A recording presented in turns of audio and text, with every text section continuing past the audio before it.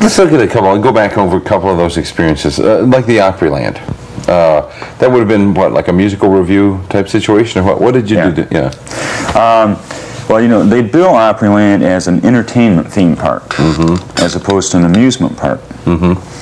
And they have approximately 18 different live shows, and most of those have 2 casts. And it ranges from, they have a bluegrass show, they have like an Andrews Sisters 3 Girls show, they have a gay 90s turn of the century musical review, they have a showboat show, which is out on the river there by Nashville. With the minstrels and the interlocutor and all that good stuff. The first show I was in down there was almost like their flagship show. When they first opened, it was called I Hear America Singing.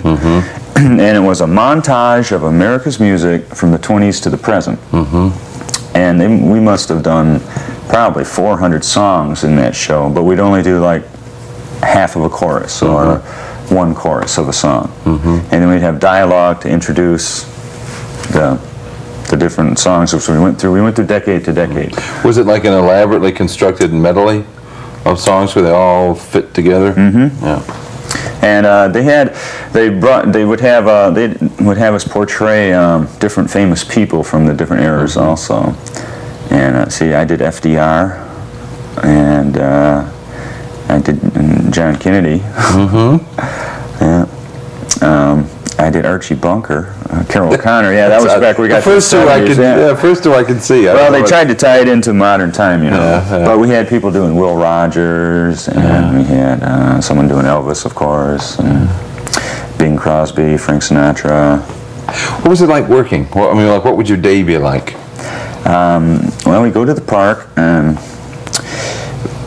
we had 2 casts. We had a red cast and a blue cast, and from each week you would vary from the day shift to the night shift.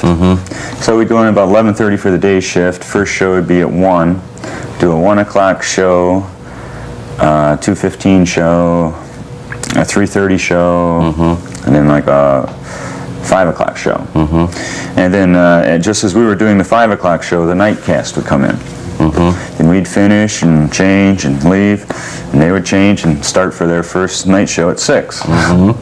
So then the night cast would only do like 3 to 4 shows a night. The day show would do 4 to 5 shows a day, depending. Did you find here, this is as close as you get to assembly line theater.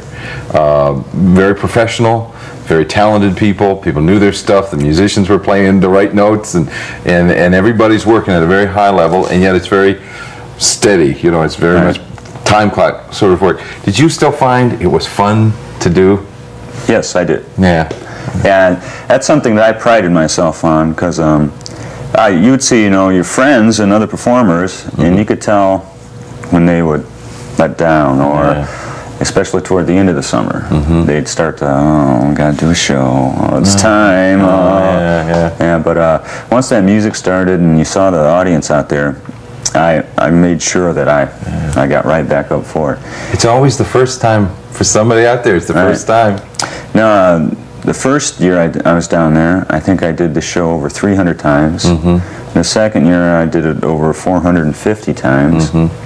And when I did the Pirates of Penzance, I did that show on tour and in New York for almost a year and a half. And I did almost 500 shows.